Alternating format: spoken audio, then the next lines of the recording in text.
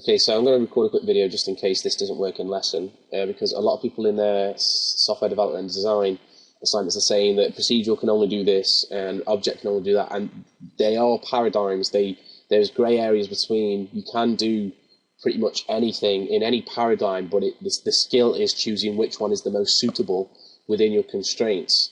So, for example, I've got a demo here that my friend showed me quite a few years back now, and I just asked him to send me the link for it, which is a procedurally generated 3D animation that looks like almost as good as the games were a couple of years ago. So I loaded up the application. If I drag it here, it's an exe. It's only 180 kilobytes. So some of your Word documents are bigger than this file.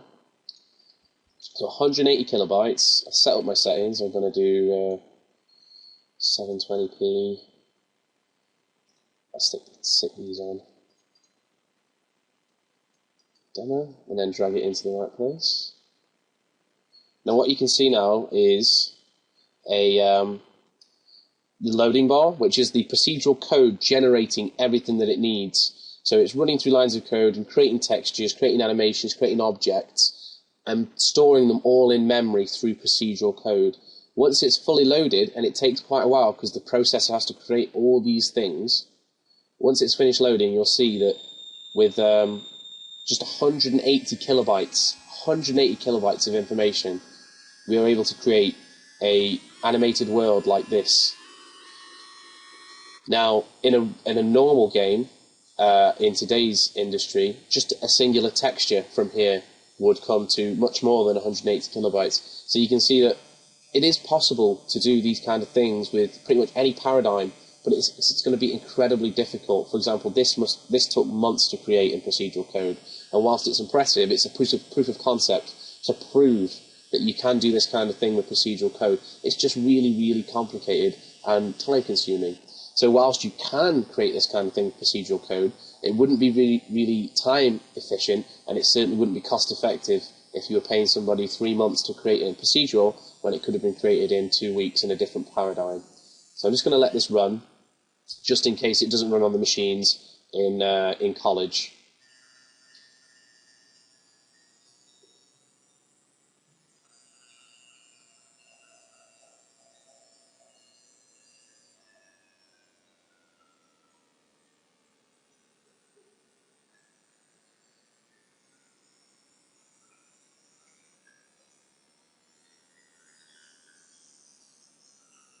Remember, all of this is created inside 280 kilobytes of information.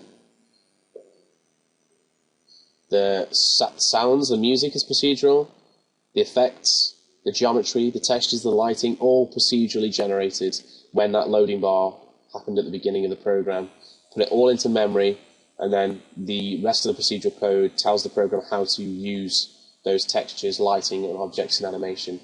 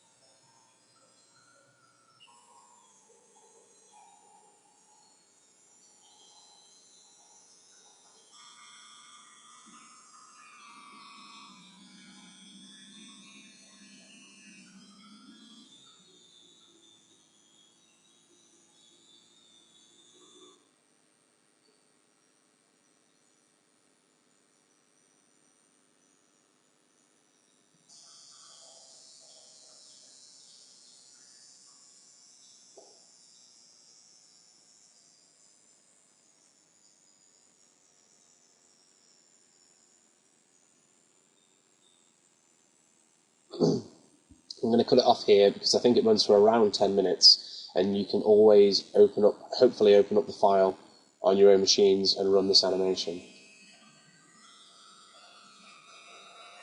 But hopefully now you have a better appreciation for it's not so cut and dry, it's not so black and white. You can do many things in procedural that you can do in object-oriented. However, choosing the most appropriate programming paradigm is going to separate you from the competition if you decide to become programmers.